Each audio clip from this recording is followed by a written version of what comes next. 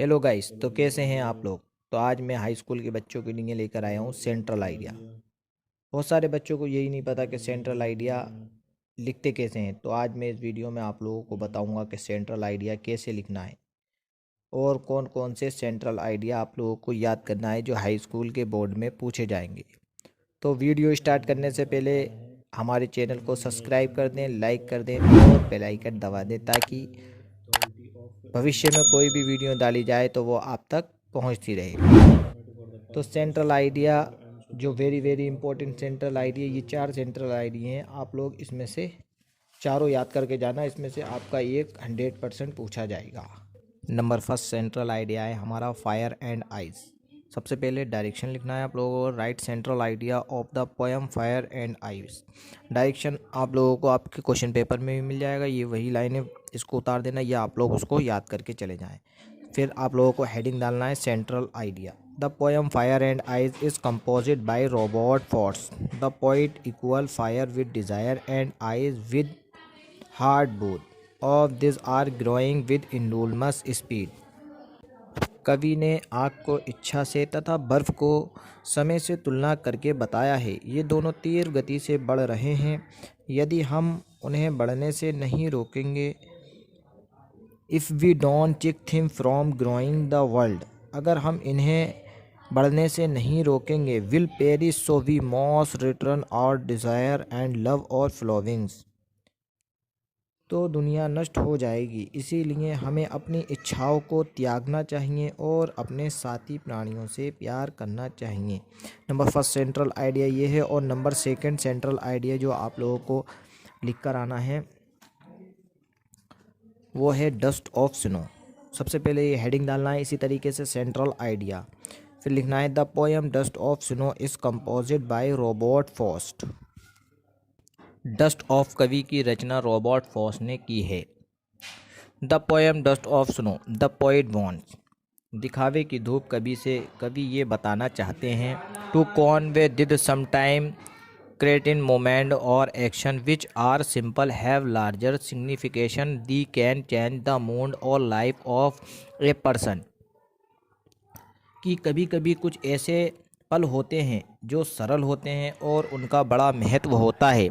वे किसी व्यक्ति के जीवन के लिए बहुत महत्व होते हैं और जीवन को बदल सकते हैं। The way A crow snacks down dust of snow on the poet impress and give him the idea of snacks of his depressive to get become careful and do something useful। जिस तरह कुआं दिखावे की धूल झाड़ता है, कभी उसे प्रेरित करता है और विचार देता है कि वह अपने विचारों को दूर कर खुश हो जाए और वास्तविक कुछ उपयोग करे।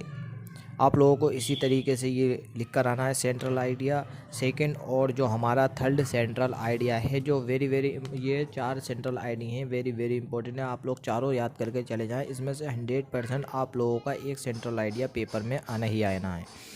तो नंबर थर्ड सेंट्रल आइडिया है हमारा ए टाइगर इन द जू।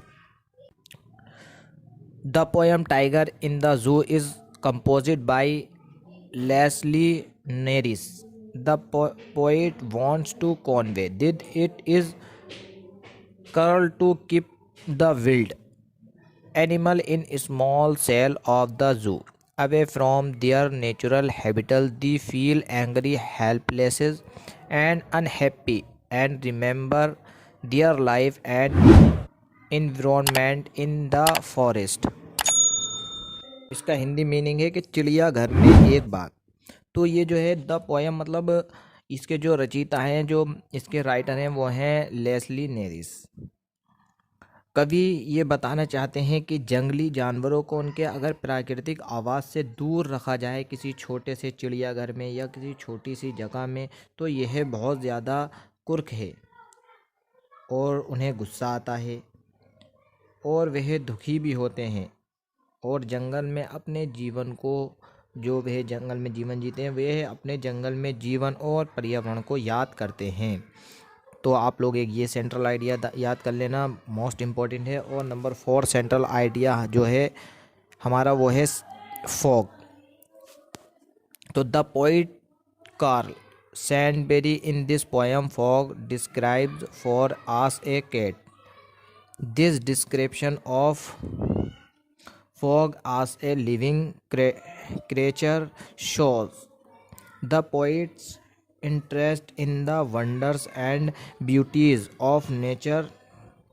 To him, the coming of fog resembles the way a cat comes silently on little feet. Like a cat, this fog sits on its haunches, and like a cat's gaze, the fog looks over the harbor and the city, just like a cat keeps moving and hardly stays at one place. This fog also slowly moves on and which is. आप लोग ये 4 central ID याद करके चले जाना, the most important central ID हैं। और अगर वीडियो अच्छी लगी हो तो लाइक कर दें, सब्सक्राइब कर दें और बेल आइकन दबा दें ताकि हाई स्कूल की वीडियो डालें तो आप तक पहुंचती रहे।